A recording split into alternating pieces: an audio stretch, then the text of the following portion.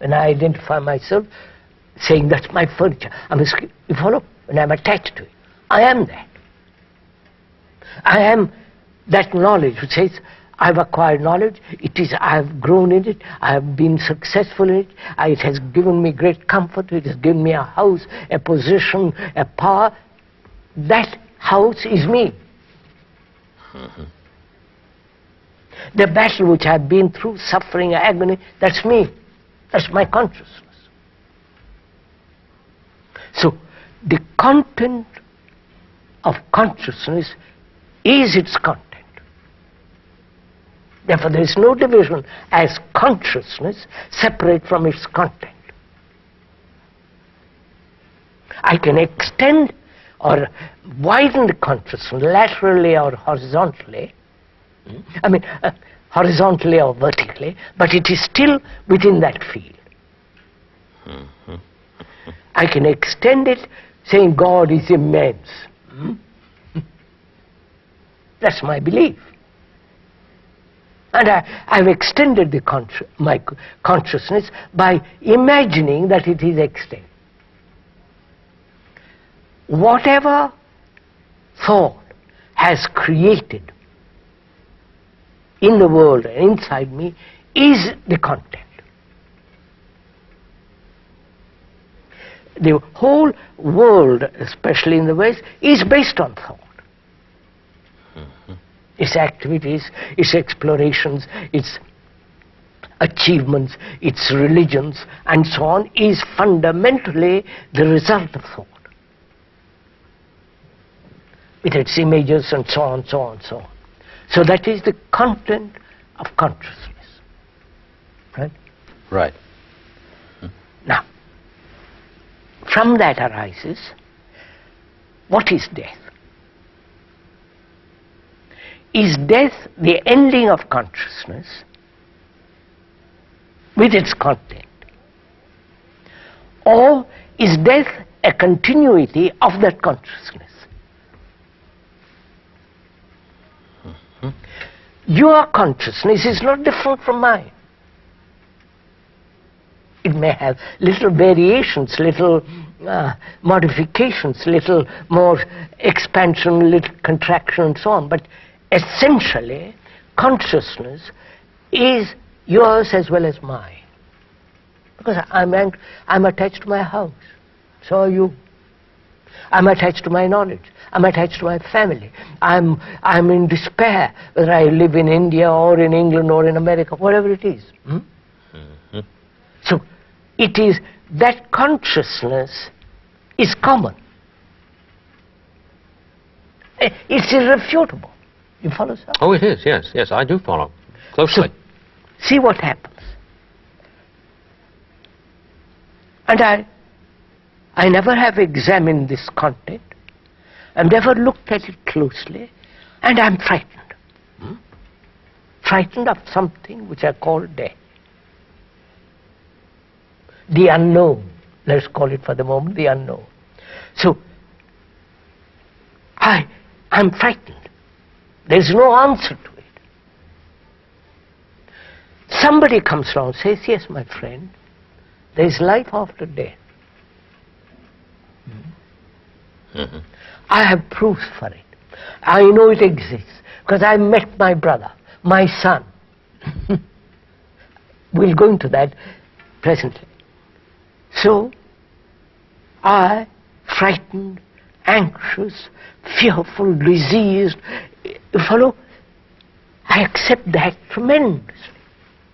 Instantly, see, yes. There is reincarnation. I'm going to be born next life. And that life is related to karma.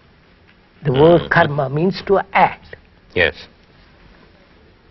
Not all the rigmarole involved in it, just to act. Yes. See what is involved. That is, if I believe in reincarnation, that is, this consciousness with its content, which is the me, my ego, myself, my activities, my hopes, pleasure, all that is my consciousness, that consciousness is going to be born next life, which is the common consciousness of you and me, and him and her.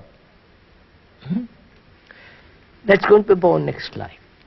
And they say, if you behave properly now, you will be rewarded next life. That's part of the That's part causation. of the content of consciousness. Causation and the effect. Yes. And so behave, because you're going to be punished next life. You will be rewarded next life. That's the whole of the Eastern world is based, believes in reincarnation.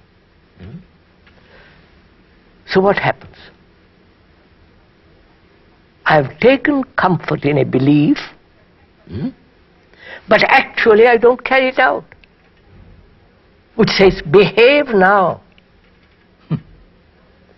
Be good now. Don't hurt another now. Now, actually, the idea is that I should behave now. We've been to this ought stuff.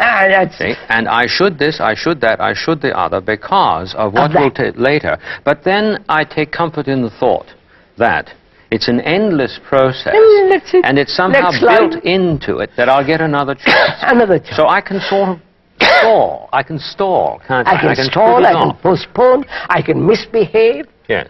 Because we're all destined to make it in the end. Eventually. Yes. Which shows that there's no grasp of what, throughout these conversations, you've been talking about, the immediacy and urgency of act. Act, that's right. Yes, yes, yes, So you see, the Hindus probably were the originators of this idea. Cause, effect. And the effect will be modified by next causation. So there is this endless chain. And this is endless. We'll break it sometime. Therefore, it doesn't matter what you do now. Believe gives you great comfort in believing that you will continue, you will be with your brother, wife, husband, whatever it is.